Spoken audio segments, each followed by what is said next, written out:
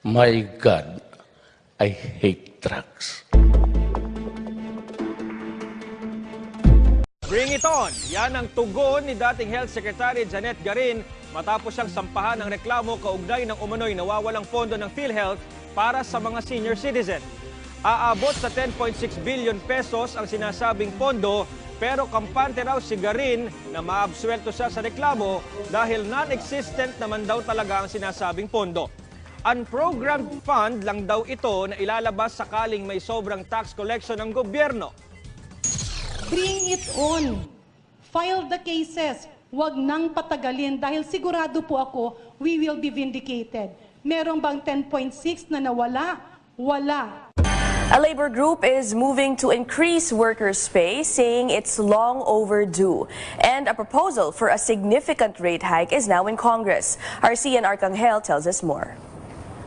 Clifford Ernazan struggles to make ends meet with the 512 peso minimum wage he earns daily as a mechanic.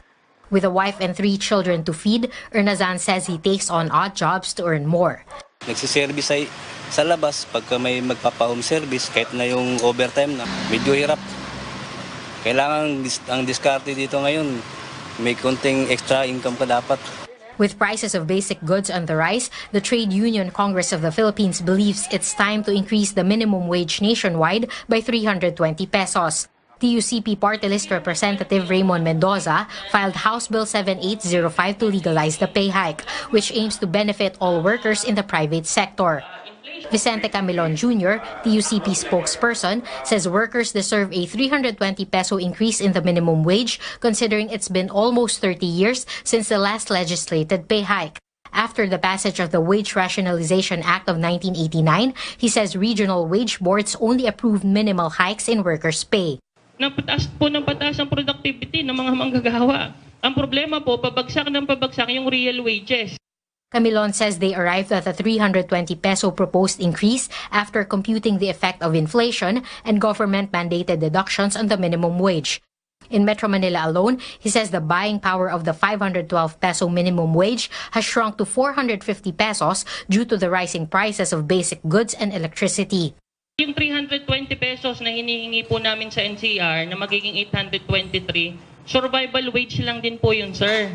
Hindi po ito talaga masasabing, wow, ang sarap na ng buhay ng mga workers. In a statement, Employers Confederation of the Philippines President Donald D. warns that the country will lose its competitive edge if the minimum wage is increased. He adds, raising workers' pay is against the, quote, stated policy, unquote, of increasing jobs to help reduce poverty.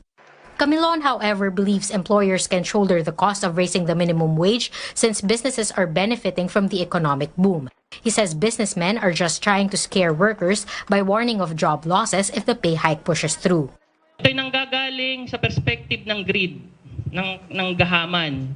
Yung hindi pagbibigay ng tamang sahod tapos tatakutin. Hindi, nandyan naman yung pera eh. Nandyan naman yung income.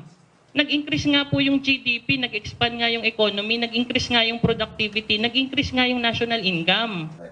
Despite Labor Secretary Sylvester Bello's pronouncement that raising the minimum wage to 750 pesos is impossible, Camilon says TUCP will continue to push for a 320 peso increase both in and out of Congress. Cian Arcangel, CNN Philippines.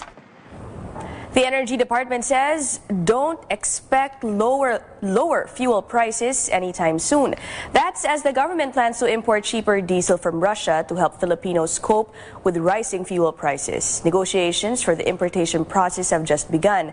An energy official says it may also take a while for supply to arrive. The government is eyeing an initial volume of 240 million liters of diesel, but government says that's not enough to pull down prices right away. No. Masyado siyang maliit. Ang sinasabi natin kasi, hindi stockpiling kasi siya. Ito yung suporta pa doon sa minimum inventory requirements. So it's more on energy security.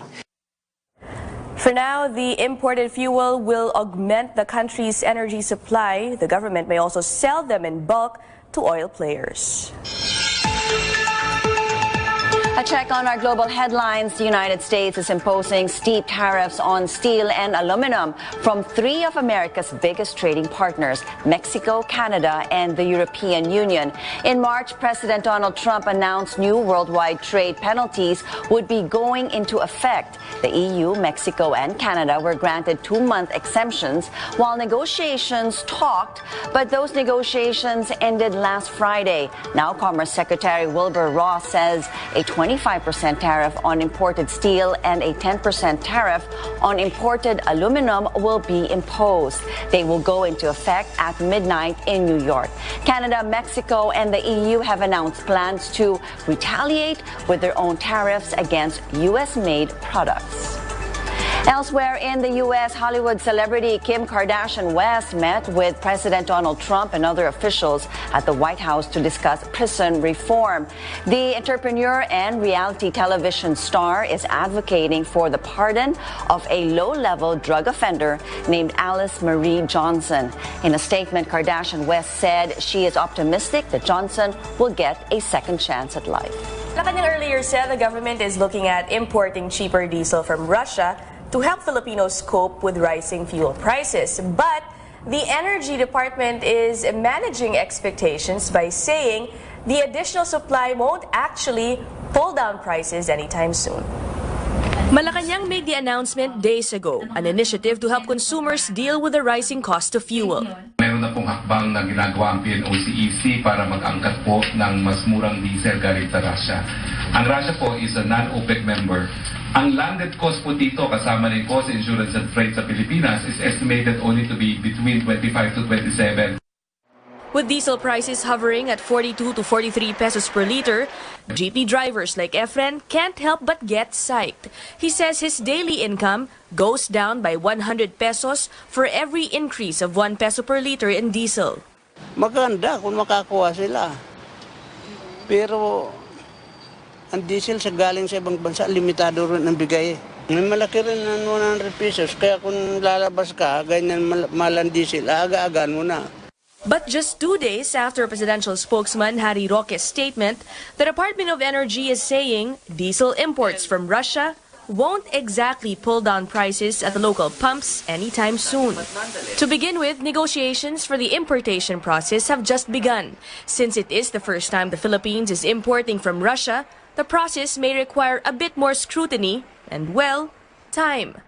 An energy official says that while they've already found a storage facility for whatever supplies may come in, it may still take a while for supply to arrive. So, do we expect within 6 months po may dumating na for supply sa Philippines? Actually, hopefully earlier than that. But the challenge goes beyond the wait time. The government is eyeing an initial volume of 240 million liters of diesel. Apparently, that's also not enough to pull down prices right away. No. Masyado siyang maliit. Ang sinasabi natin kasi, hindi stockpiling kasi siya. Ito yung suporta pa doon sa minimum inventory requirements. So it's more on energy security.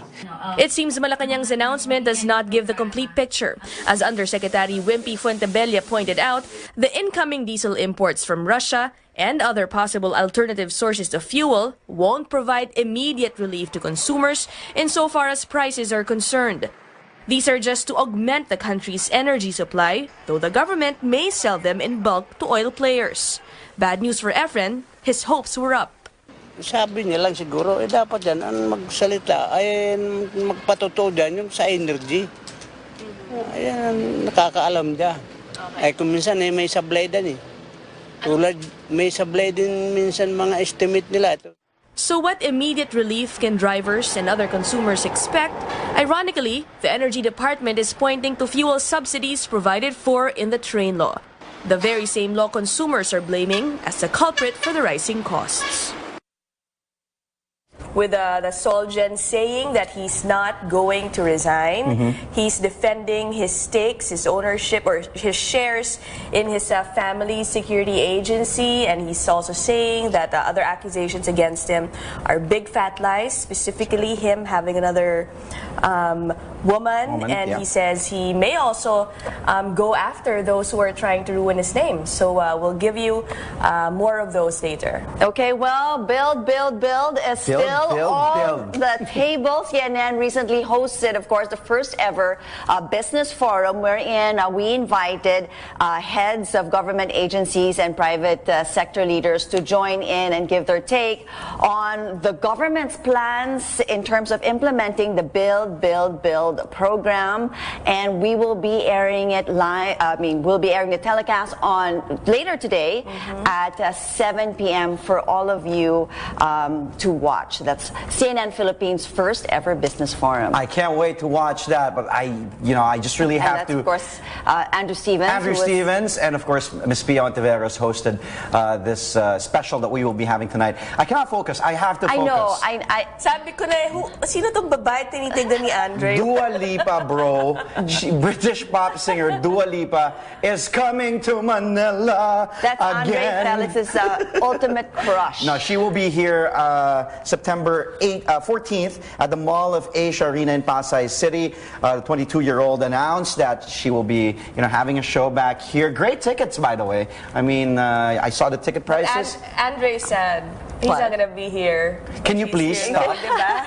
Be in the States. Again, stick around until 7:30 for these stories and more. Meantime, here are the morning's headlines. A labor group is asking for a 320 peso increase in the minimum wage amid the rising prices of goods. Solicitor General Jose Calida says he has no plans to resign as he justifies his family's business deals with the government. And later, Anthony Bourdain takes us on a food trip in Hong Kong.